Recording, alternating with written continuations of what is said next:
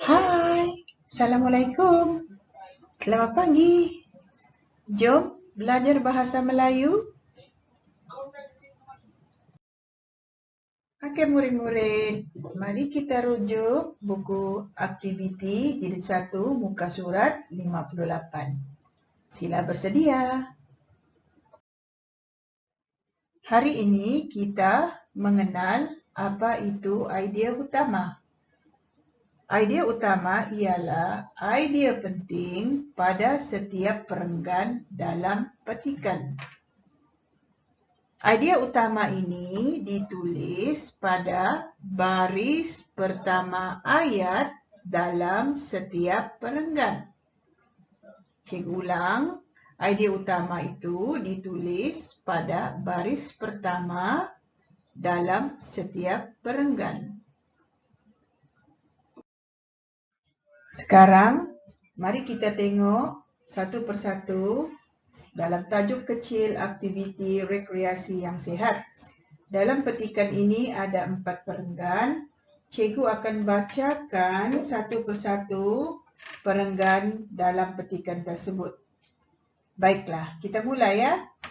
Perenggan pertama, memancing ialah satu daripada aktiviti rekreasi yang sihat. Aktiviti ini boleh dijalankan pada waktu lapang. Kalau murid-murid tengok yang cikgu gariskan dalam petikan ni, itu ialah baris pertama dalam satu perenggan.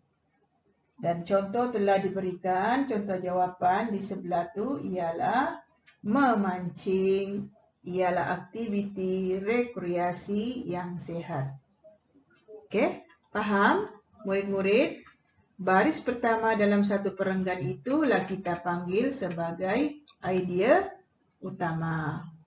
Baik, perenggan yang kedua pula, aktiviti memancing dapat merehatkan minda. Pikiran akan tenang apabila melihat keindahan sungai, tasik atau laut ketika memancing. Baik, perenggan kedua ini ada 2 ayat. Okey, cikgu ulang. Dalam perenggan yang kedua ada 2 ayat. Cuba murid-murid kenal pasti mana satukah ayat yang menjadi jawapan kepada idea utama. Ya, betul. Jawapan dalam idea utama di sini ialah aktiviti memancing dapat merehatkan minda. Bagus. Baik, seterusnya kita pergi kepada perenggan yang ketiga. Banyak pergerakan badan berlaku semasa aktiviti memancing dijalankan. Misalnya, pergerakan ketika menaikkan ikan yang memakan umpan pada mata kail. Pergerakan tersebut dapat menguatkan otot-otot badan. Perenggan yang ketiga ini mempunyai 3 ayat. Boleh murid-murid cari mana satu idea utamanya? Ya, bagus. Ayat yang pertama itulah idea utamanya. Jawapannya ialah banyak pergerakan badan berlaku semasa aktiviti memancing dijalankan. Baiklah, perenggan yang terakhir, aktiviti memancing wajar sebagai satu hobi. Aktiviti ini dapat menenangkan fikiran dan menjadikan badan kita sehat. Apa pula idea utama yang terakhir ini? Murid-murid boleh kenal pasti? Bagus, tahniah. Betul jawapannya, iaitu aktiviti memancing wajar sebagai satu hobi. Baik,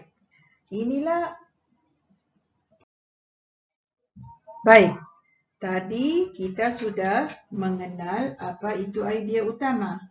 Sekarang ini kita pergi kepada idea sampingan. Murid-murid jangan keliru.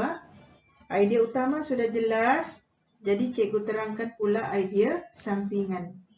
Baik, masih lagi merujuk kepada buku aktiviti muka surat 58 dan masih juga tajuk yang sama. Mari kita tengok perenggan yang pertama semula.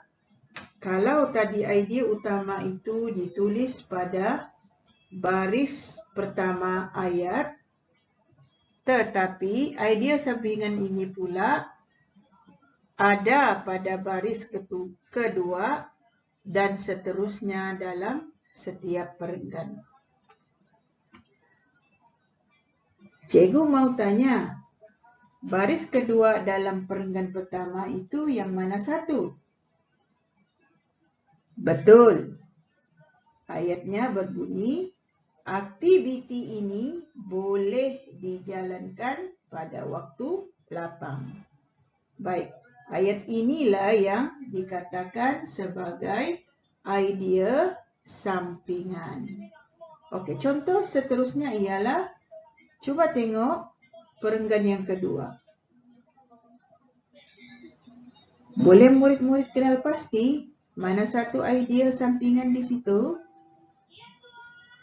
Aha, betul. Ayatnya ialah, baris yang kedua, pikiran akan tenang apabila melihat keindahan sungai, tasik atau laut ketika memancing. Untuk perenggan yang ketiga pula, oleh kerana perenggan ini ada 3 ayat, bermakna ayat kedua dan ayat ketiga itulah idea sampingan. Maknanya idea sampingan dalam perenggan yang ketiga ini ada 2. Murid-murid boleh mengenal pasti? Okey, cikgu akan bagi masa.